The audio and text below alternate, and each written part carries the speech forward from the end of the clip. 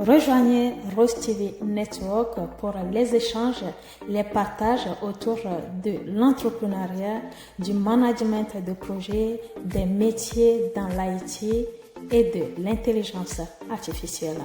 Join Rose TV Network for valuable discussion and insight. Rose TV Network, la chaîne de référence, la chaîne du futur. Bonjour à tous, très heureuse et toujours un réel plaisir de vous retrouver chaque mercredi à 13h heure de France, midi GMT pour pouvoir échanger, partager, mais surtout pousser notre réflexion autour de l'actualité dans la tech, mais aussi sur les sujets autour de l'intelligence artificielle. Aujourd'hui, nous allons partager les connaissances ou même les dernières actualités autour des géants du numérique qui sont les BATS sur le continent asiatique et de l'autre côté, les GAFAM aux États-Unis. Sans plus tarder, nous allons faire un tour sur nos plateformes sociales pour s'assurer que nous sommes très bien en live et que nos internautes nous captent très bien. Alors, actuellement, je suis sur notre plateforme LinkedIn. On est bien en live sur LinkedIn. Je vais faire un tour sur notre chaîne YouTube Rose TV Network pour s'assurer que nous sommes bien en direct. Alors, est-ce que nous sommes en direct sur YouTube? Nous sommes très bien en direct sur YouTube. Et pour terminer sur Facebook, let's check together. Alors, est-ce que nous sommes en live sur Facebook? Je fais une mise à jour. Oui, nous sommes très bien en live sur Facebook. Si vous venez de se joindre à nous, bienvenue. Pour me présenter, pour ceux qui ne me connaissent pas, je suis Akuros Kevi AI and IT Project Manager, la fondatrice et la CEO de Rose Company One Goal One Vision, de Digal Consulting et de cette chaîne web Rose TV Network. Là, comme je le disais en introduction, nous allons aborder la thématique autour des BATS. Voilà, nous allons donner la définition et les GAFAM. Moi, j'avais déjà fait des contenus, même publié des articles au cours des GAFAM, mais c'est un sujet qui m'intéresse beaucoup, raison pour laquelle je reviens à chaque fois pour vous partager mes connaissances là-dessus. Donc, pour aborder ce sujet, les BATS et les GAFAM en 2025, duel des titans technologiques. Si vous suivez actuellement ce live, n'hésitez pas à nous dire dans les commentaires d'où est-ce que vous êtes connectés. Ça nous intéresse de savoir d'où est-ce que vous nous suivez actuellement. Mentionnez votre pays de résidence, voire votre ville et si vous voulez aussi nous dire votre secteur d'activité. Bonjour Urbain Dondon, premier commentaire. Comment allez-vous Urbain? J'espère que vous allez bien. Nous sommes très, très contents de vous avoir. Et je rappelle que vous pouvez participer à ce webinaire à travers vos réflexions, vos impressions, mais surtout vos questions dans la session des commentaires. Belle vue, Nathalie. Bonjour. Comment allez-vous? Alors, Bellevue, c'est sur YouTube, également Urbain Dondon sur YouTube. Comment allez-vous, Bellevue? N'hésitez pas à nous dire dans les commentaires dans quel pays vous résidez actuellement. Nous allons prendre quelques minutes voilà, pour échanger avec nos internautes qui sont connectés et ensuite nous allons rentrer dans le vif du sujet. Bien, toi, je vais super bien. Merci. Merci d'avoir demandé. Ça fait plaisir. Belle vue. Alors, je vais afficher quand même les commentaires. Comme ça, on essaiera de, de les lire tous.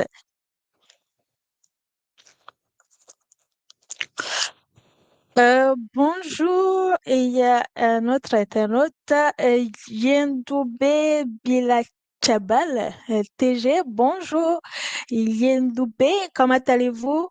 Je vous rappelle que nous avons besoin de savoir d'où est-ce que vous êtes connecté. Donc, dites-nous dans les commentaires dans quel pays vous résidez actuellement. Ça nous intéresse de le savoir. Nous avons encore 5 minutes. Nous allons aller jusqu'à 13h10 heure de France, 12h10 GMT et ensuite nous allons commencer. Moi, j'habite en France. D'accord, bien noté. CP, j'ai pas compris le CP, ce que vous voulez dire par là. Vous êtes dans quel département en France urbain, Dandon?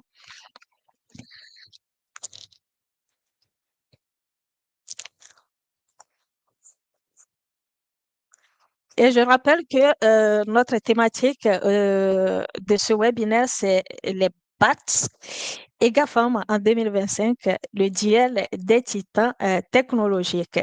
Si vous êtes intéressé par les métiers de la tech et même de l'intelligence artificielle, dites-nous dans les commentaires ce que vous faites exactement comme profession dans ce secteur d'activité.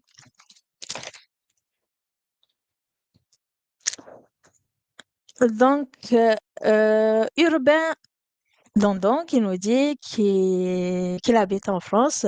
Nous sommes curieux de savoir dans quel département, quelle ville ou commune de la France. Yendoubé Bilachable. J'ai vu TG, c'est un nomade du Togo, si je ne me trompe pas. Et puis, on a Belle vue Nathalie également. N'hésitez pas également à partager le live avec votre communauté, que ce soit sur YouTube, LinkedIn ou même sur Facebook. Nous sommes également en live sur Facebook actuellement. Je vais bien, je suis au Togo et je vous suis sur LinkedIn. Ah ben voilà, ben, très bien, très très heureuse de vous avoir parmi nous, Yendoubé. Ok, donc on est connecté sur LinkedIn. Un réel plaisir de vous avoir sur ce live. Et vous exercez dans quel secteur d'activité, Monsieur Yendoubé?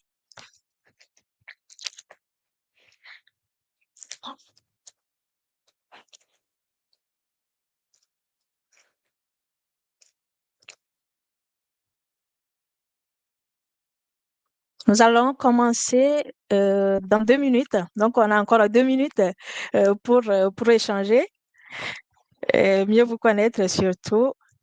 Euh, je te mets un like. Merci. Merci beaucoup, Urbain Dondo.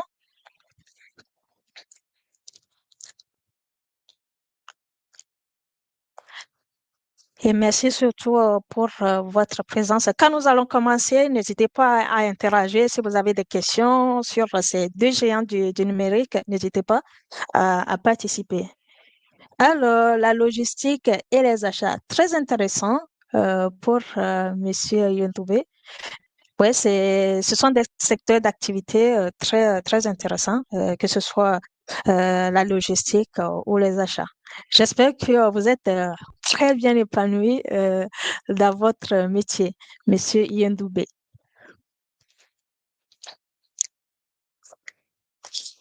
Les autres internautes, n'hésitez pas à interagir dans les commentaires. Allez, nous allons commencer dans quelques secondes.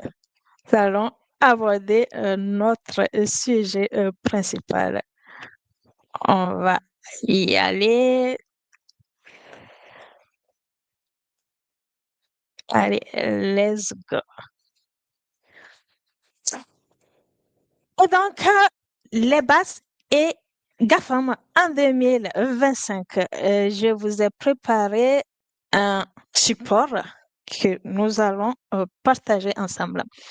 Et donc, les BATS et GAFAM en 2025, duel des titans technologiques. Deux empires numériques se font face dans une bataille qui redéfinit l'avenir de la technologie mondiale. D'un côté, les géants américains qui ont façonné l'Internet tel que nous le connaissons aujourd'hui, et de l'autre côté, les champions chinois qui construisent un écosystème alternatif puissant. Tout récemment, dans mes recherches, j'ai pris quelques minutes pour regarder un peu les discours des... merci Céline Magnol. J'ai pris quelques minutes pour regarder quelques interventions lors euh, des forums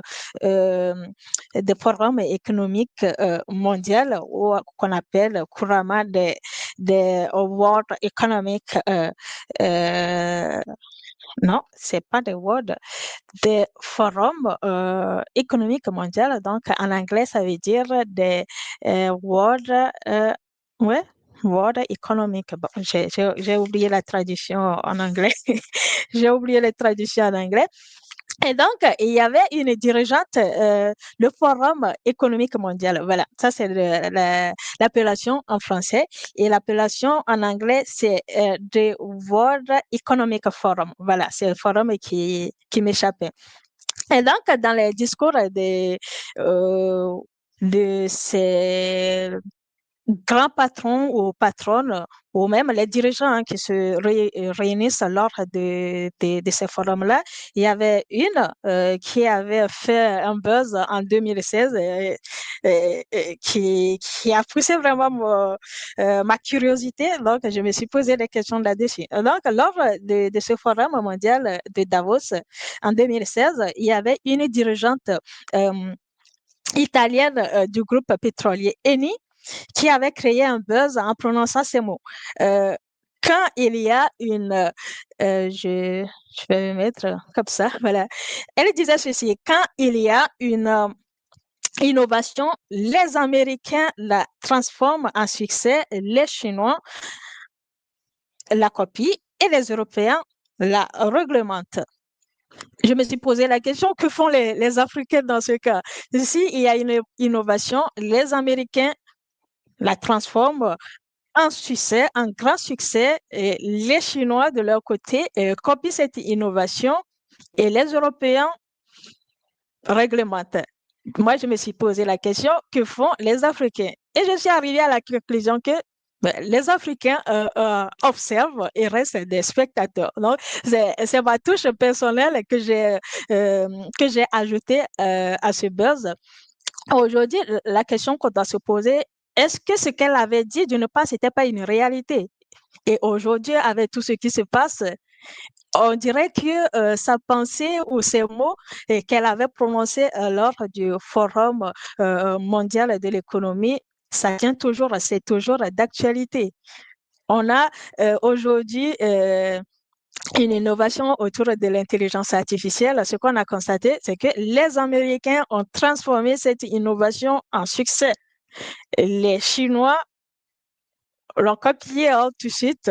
Ils ont copié cette nouvelle technologie de l'intelligence artificielle.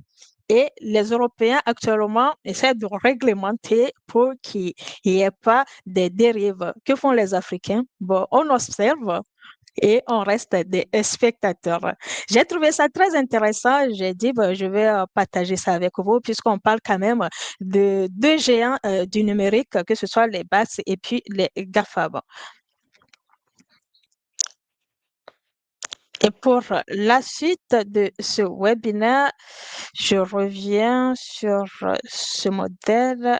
Parfait. Je vais essayer d'élargir. Je rappelle que vous pouvez participer dans la session des commentaires. Vos réflexions, vos impressions ou même vos questions nous intéressent. Donc, en chapitre 1, nous allons revenir quand même sur les origines et le sort de ces géants du numérique.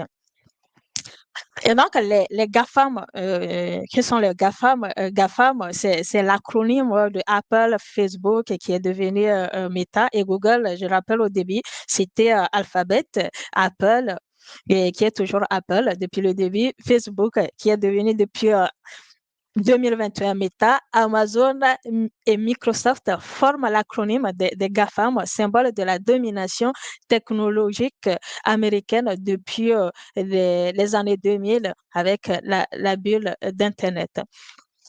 Et donc, ces GAFAM-là forment vraiment une puissance économique. Les chiffres montrent que leur valeur combinée, c'est plus de 5 000 milliards de dollars en 2025, ce qui représente une influence globale, que ce soit au niveau de la publicité numérique, les infrastructures au niveau du cloud, les réseaux sociaux, et maintenant avec l'intelligence artificielle. Vous allez voir que euh, toutes ces grandes firmes se forment vraiment sur l'intelligence artificielle. Et donc, ces entreprises ont révolutionné la recherche en ligne, les smartphones, les réseaux sociaux, le commerce électronique avec Amazon, le cloud computing. Et de l'autre côté, on a leurs rivaux qui sont les BATS. Pour vous donner la définition des BATS, les BATS, ça représente, le B représente Baidu, qui est l'adversaire ou le rival de Google. Donc, c'est le Google chinois qui est leader de la recherche et pionnier des véhicules autonomes. Après, on a Alibaba, qui est en quelque sorte le rival d'Amazon. Donc, Alibaba, c'est le géant du e-commerce et des services cloud comparables à Amazon. Après, on a Tencent, à pire des réseaux sociaux et du gaming avec WeChat. Ça représente, c'est un peu l'équivalent de Meta. Ensuite, on a Xiaomi, fabricant innovant de smartphones et disponibles et dispositifs plutôt connectés. Donc, Xiaomi, c'est l'équivalent de Apple en Chine. Donc, c'est deux géants du numérique, que ce soit d'un côté les BATS qui sont en Chine et puis les GAFAM, toutes entreprises américaines, demandent une bataille pour l'avenir numérique. La rivalité entre BATS et GAFAM ne se limite pas à une compétition économique. Elle incarne deux visions distinctes de l'innovation, de la gouvernance et du futur, surtout du digital. Si vous avez des questions, vous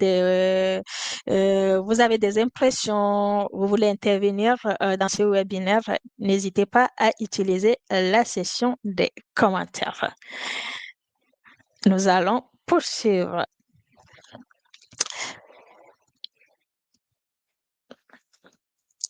En chapitre 2, nous allons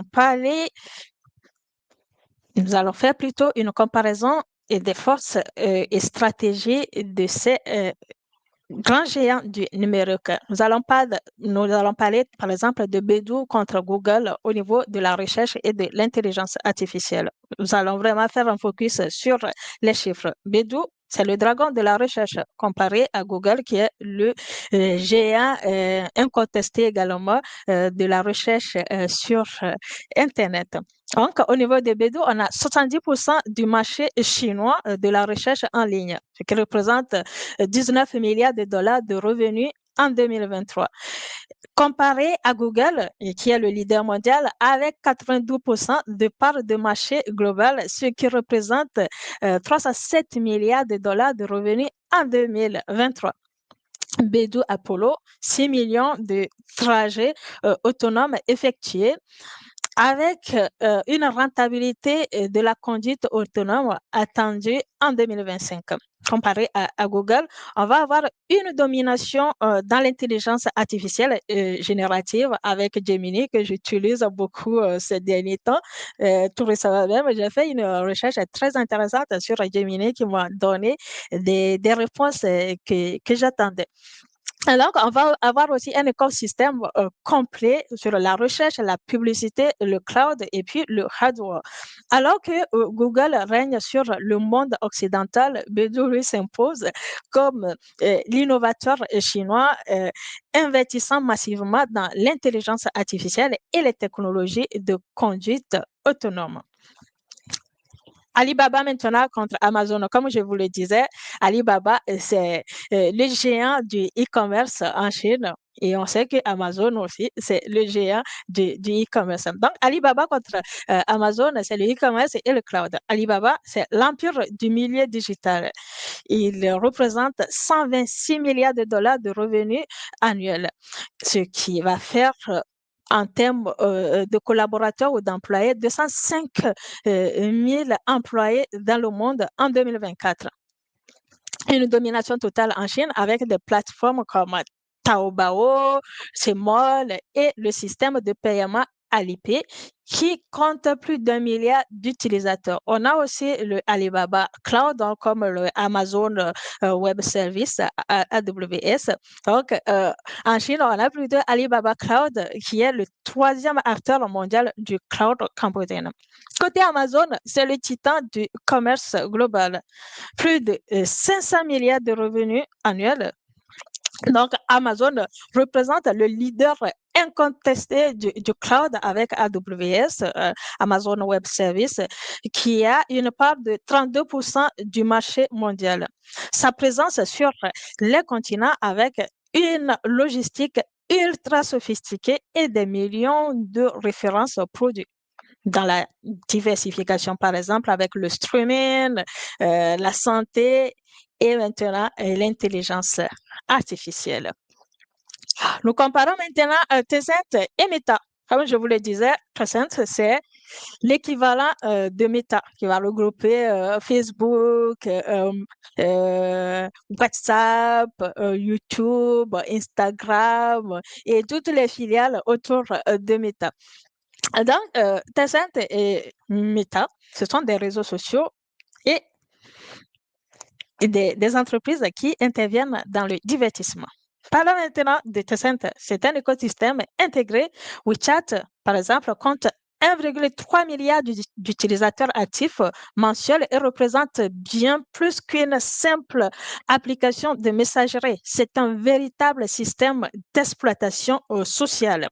On va avoir des paiements mobiles, des réseaux sociaux, du gaming, c'est un leader mondial, je rappelle, du commerce en ligne, des services gouvernementaux. Côté Meta, c'est un réseau social mondial. Je pense que vous tous, vous avez Facebook, vous utilisez WhatsApp, vous utilisez Instagram.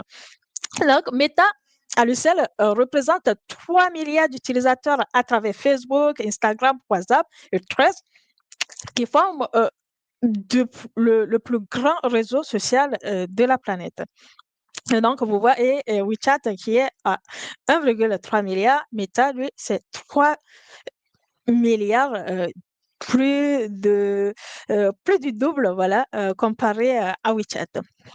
Et donc, Meta va intervenir dans la publicité digitale ultra bien ciblée, la monétisation via leur wheel, les stories, Meta Reality Labs, qui compte environ 15 milliards de dollars investis dans le métaverse, les lunettes connectées, Ray-Ban, par exemple, chez Meta. Leur vision à long terme, c'est vraiment centré, cette vision est vraiment centrée sur la réalité virtuelle augmentée. Côté investissement au niveau de Tencent, on a des investissements massifs dans l'IA et des technologies immersives. Xiaomi contre Apple. Xiaomi, bon, moi, j'ai jamais utilisé la marque Xiaomi, mais apparemment, c'est une marque très bonne côté téléphone contre Apple. Le hardware et le IoT. Le IoT, c'est Internet of Things. Voilà. Xiaomi, c'est l'innovation accessible comparé à Apple qui est l'excellence premium. Xiaomi aujourd'hui a 44 milliards de dollars de revenus annuels, comparé à Apple qui tourne autour de 450 milliards de dollars annuels. Vous voyez la différence. Côté croissance, on a une croissance explosive en Europe, en Inde et sur les marchés émergents grâce à un rapport qualité-prix exceptionnel. Ça, c'est Xiaomi. Au niveau de l'écosystème de IoT, de plus de 300 millions d'appareils connectés où on va voir des smartphones, des montres, les aspirateurs robots et des trottinettes électriques. Côté Apple, euh, à part ces revenus annuels qui vont jusqu'à 450 milliards de dollars, on a des marges bénéficiaires très élevées du secteur grâce à son positionnement haut de gamme et de la fidélisation exceptionnelle. Dans son écosystème très fermé, et intégré, on va avoir les iPhones, des iPads, des Macs, le Apple Watch, des AirPods, le Apple Vision Pro. J'avais même déjà fait une vidéo il y a 2 ans sur tous les produits ou sur les GAFAM en général. Donc, n'hésitez pas à aller regarder. C'est toujours disponible sur notre chaîne YouTube Rose TV Network. La guerre des marchés émergents. Bien évidemment, ce sont des concurrents, que ce soit des BATS ou les GAFAM.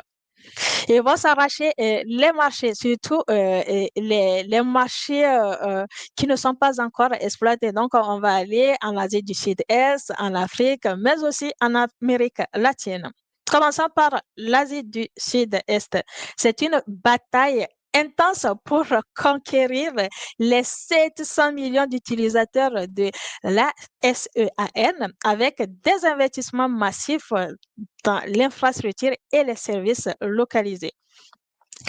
En deux, l'Afrique. Vous savez que l'Afrique, c'est vraiment du potentiel. C'est un marché émergent. Donc, le continent a fort potentiel avec 1,4 milliard d'habitants et une classe moyenne émergente avide de technologies abordables. On prend juste l'exemple du Nigeria qui compte plus de 150 millions d'habitants. Vous voyez le potentiel. Pour finir avec l'Amérique latine, qui compte 600 millions de consommateurs représentant un marché stratégique où BAT et GAFAM multiplient les partenariats locaux. Leur guerre sur les marchés émergents ne va pas s'arrêter là. Ces deux géants du numérique vont même aller s'immiscer dans les enjeux ou les décisions géopolitiques. Donc, nous allons faire maintenant un focus sur les enjeux géopolitiques et les perspectives en 2025. La guerre technologique USA-Chine, je pense que vous tous, vous avez suivi l'actualité entre le duel ou le battle entre la Chine et les États-Unis depuis l'arrivée du président Donald Trump en janvier 2025. On a eu des barrières sur le plan commercial et des restrictions. Nous allons maintenant parler justement de l'implication, que ce soit des GAFAM ou des BAS, dans ces duels sur le plan géopolitique. Donc, nous allons avoir des barrières réglementaires. Les GAFAM restent largement bloqués en Chine continentale par le Great Firewall, tandis que les BAS font face à des restrictions croissantes aux États-Unis pour raison de sécurité nationale. Donc, vous voyez que les décisions politiques affectent ces géants du numérique parce que suite aux restrictions imposées par les États-Unis, via le président Trump, les BAST ont eu vraiment un impact néfaste sur leur activité. Et cela va de même pour les GAFAM, parce que quand il y a eu ces restrictions, la Chine n'est pas restée croisée. La Chine aussi a riposté en mettant en place des restrictions. Quelle va être l'influence stratégique? Au niveau de l'influence stratégique, nous avons une compétition féroce en Afrique. Cette guerre-là se joue aussi sur les marchés émergents. Je vous ai parlé de l'Afrique, de l'Amérique latine et de l'Asie du Sud-Est. Donc, c'est une compétition féroce en Afrique, en Asie du Sud-Est et en Amérique latine, où chaque camp déploie des stratégies d'investissement, de formation, de partenariat pour gagner la confiance des gouvernements locaux.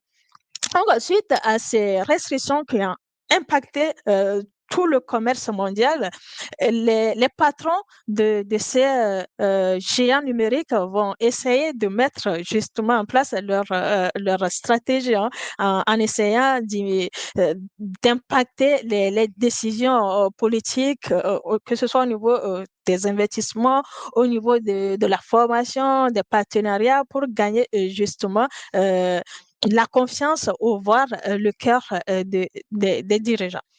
Côté cybersécurité et souveraineté, il y a des questions de surveillance, de protection des données personnelles et souveraineté numérique au cœur des tensions. Et là, on voit que c'est le continent européen ou l'Union européenne qui a le lead sur ces sujets-là suite à cette guerre entre la Chine et les États-Unis, qui a impacté bien évidemment tout le commerce mondial. L'Union européenne, pour répondre, a essayé de mettre en place de la réglementation, que ce soit au niveau de la cybersécurité, mais surtout avoir une souveraineté au niveau du numérique à travers des données personnelles et professionnelles. Donc, chaque cas accuse l'autre d'espionnage et de pratiques déloyales. Donc, la maîtrise des technologies de pointe, que ce soit au niveau des semi-conducteurs, de l'intelligence artificielle, devient vraiment un impératif international pour les deux superpuissances. Quand on parle des superpuissances, on parle bien évidemment des États-Unis et puis de la Chine. Les politiques et régulations vers un nouvel équilibre. On a eu des sanctions américaines, hein, des restrictions sur l'exportation de technologies sensibles vers la Chine, notamment des puces avancées et des semi-conducteurs. Côté pression internationale, nous allons avoir l'Union européenne dont je vous parlais dans la slide précédente. L'Union européenne cherche à établir une troisième voie avec le Digital Markets Act et le Digital Services Act. Et à travers ces actes-là, il va y avoir des appels croissants pour un commerce technologique plus équitable et transparent. Les normes rivales. On a un développement de standards technologiques concurrents dans la 5G avec l'intelligence artificielle et le cloud computing. Chaque bloc, que ce soit au niveau des BATS avec la Chine ou les GAFAM avec les États-Unis, chaque bloc tente d'imposer ses propres normes techniques et éthiques. L'innovation au cœur de la compétition, oui. L'innovation est au cœur de cette compétition, de ce duel entre ces grands géants du numérique. Avant de continuer sur cette dernière partie, nous allons jeter un coup d'œil dans les commentaires.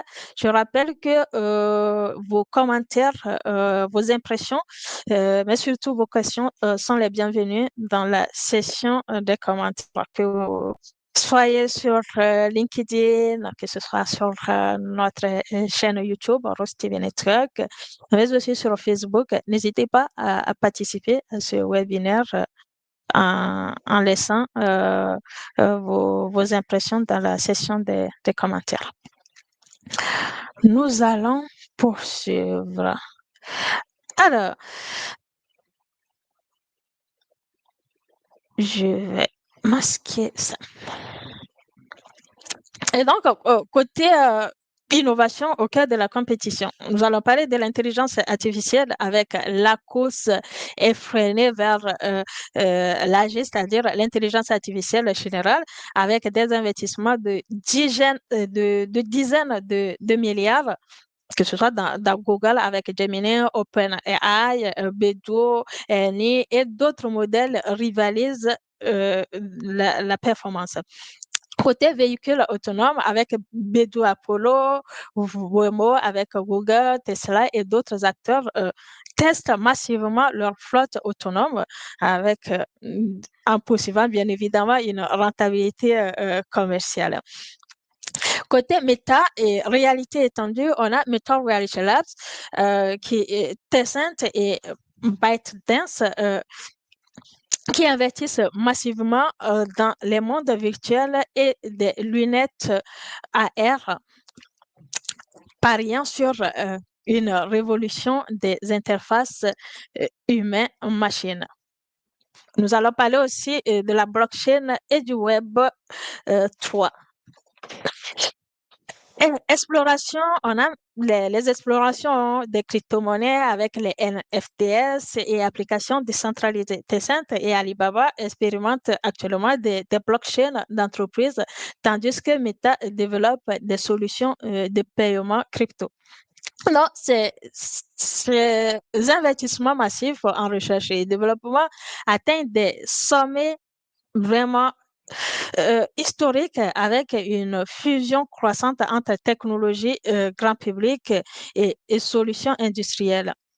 Donc, l'innovation devient vraiment le principal avantage comparatif de ces géants. Donc, vous allez remarquer que quand euh, l'une des entreprises des GAFAM sort une innovation, vous allez voir que de l'autre côté, avec les BATS, je vais dire en Chine, vont riposter aussi en sortant une nouvelle technologie. Donc, l'innovation reste vraiment un terrain de jeu pour ces deux blocs-là. Donc, les, euh, les deux compartiments ou les deux géants du numérique essaient de riposter ou de répondre à chacun en innovant, en mettant en place ou en mettant sur le marché une nouvelle technologie dans le but de se dire oui, nous sommes leaders sur ce marché-là. Et c'est ce qui se fait chaque jour, que ce soit au niveau des États-Unis ou en Chine. Chacun essaie de riposter à travers la conception ou la mise en place d'une nouvelle technologie sur le marché du numérique.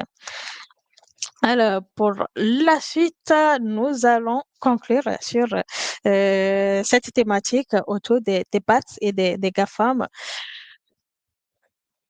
de vision du futur numérique. Et les rivalités structurantes avec une compétition entre BATS et GAFAM qui façonne profondément l'économie mondiale, influence les choix politiques et redéfinit nos modes de vie, de communication, mais aussi de consommation. Est-ce qu'on va avoir des opportunités et des risques en même temps?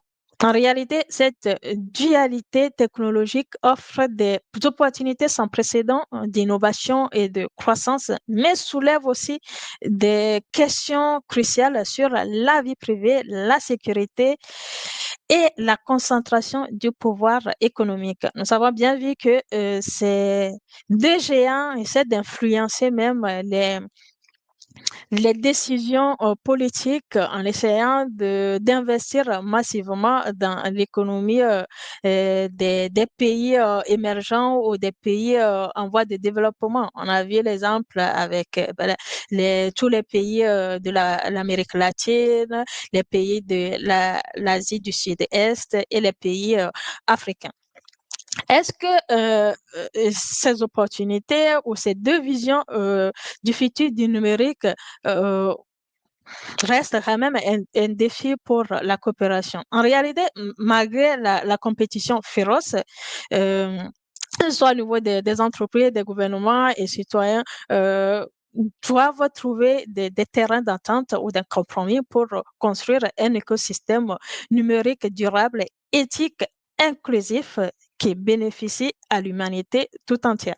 Donc, on ne va pas vraiment se baser entre ce battle ou ce duel entre ces deux géants du numérique pour que ça impacte négativement sur les choix, sur la consommation, sur même l'éthique des populations. Et pour finir, l'avenir numérique ne sera pas écrit par un seul camp, mais par la capacité collective à innover tout en préservant nos valeurs fondamentaux. Ainsi s'achève ce partage, cet échange autour des bases et des GAFA. Si vous avez des questions ou si vous regardez le replay après, n'hésitez pas à nous faire part de vos opinions, mais surtout de vos impressions sur ce duel entre ces deux grands du numérique, que ce soit les BATS qui va rassembler Beidou, Alibaba, Tencent et Xiaomi, et de l'autre côté, les GAFAM avec Google, Apple, Facebook, Meta, Microsoft et puis Amazon. Ces deux grands géants vont redéfinir bien évidemment l'avenir du numérique. Donc, et il est impératif de pouvoir avoir une vision sur le long terme sur leur impact, que ce soit dans la consommation, que ce soit dans les achats, la logistique, ou voire dans le divertissement des populations. Avant de vous quitter, moi, je saisis de l'occasion pour vous faire une fois encore part de mon prochain ouvrage intitulé Potentiel, exploiter toutes vos ressources qui est disponible actuellement en précommande sur Amazon. N'hésitez pas à passer votre commande dès maintenant pour être parmi les premières personnes à l'avoir dès sa sortie, prévue le 15 décembre 2025, disons dans un mois, quelques jours. Et donc, c'est un livre qui aborde plusieurs thématiques, que ce soit sur le plan personnel, mais aussi sur le plan professionnel. Je répète, disponible en précommande sur Amazon. Et pour sa sortie officielle, il y a des séances de présentation, mais aussi de dédicaces qui sont prévues. Donc, n'hésitez pas à suivre notre actualité sur les plateformes des réseaux sociaux, que ce soit sur LinkedIn, à travers Rose TV Network, mais aussi sur YouTube. euh, Facebook, nous sommes même présents sur TikTok et sur Instagram. Suivez notre actualité pour être informé en temps réel de toute l'actualité autour de ce nouvel ouvrage. Vous pouvez aussi retrouver mon tout premier ouvrage, N'abandonnez jamais, qui est toujours disponible sur Amazon. Encore quelques minutes. Si vous avez des questions, n'hésitez pas à les poser. Ce sera toujours un réel plaisir de prendre vos questions et de pouvoir apporter des éléments de réponse.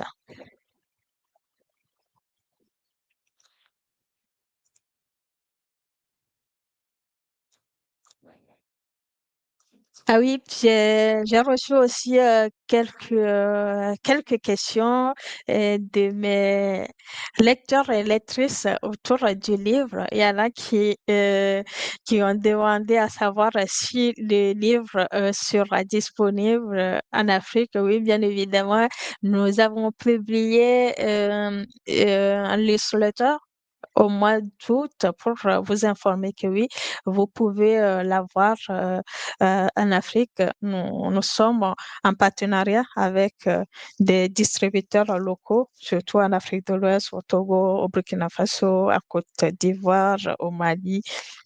Niger. Donc, vous pouvez retrouver nos directeurs ou même dans les librairies accéder ou avoir ce nouvel ouvrage. Nous vous tiendrons informés, nous allons vous communiquer les adresses de nos distributeurs pour que vous puissiez euh, aller vous procurer cet ouvrage. Merci à vous tous. Merci pour votre présence et pour ceux qui vont regarder le replay. N'hésitez pas à nous faire part de vos impressions, de vos réflexions, mais surtout de vos questions. Et nous prendrons le temps de vous répondre. Et si vous n'êtes pas encore abonné à notre chaîne YouTube Rose TV Network, n'hésitez pas à le faire dès maintenant. Je vous souhaite une bonne fin de journée et on se dit à très bientôt sur Rose TV Network, la chaîne de référence, la chaîne du futur. Bye bye.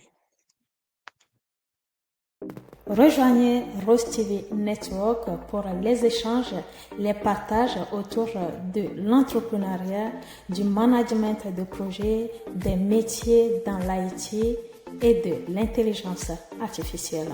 Join Rose TV Network for valuable discussion and insight. Rose TV Network, la chaîne de référence, la chaîne du futur.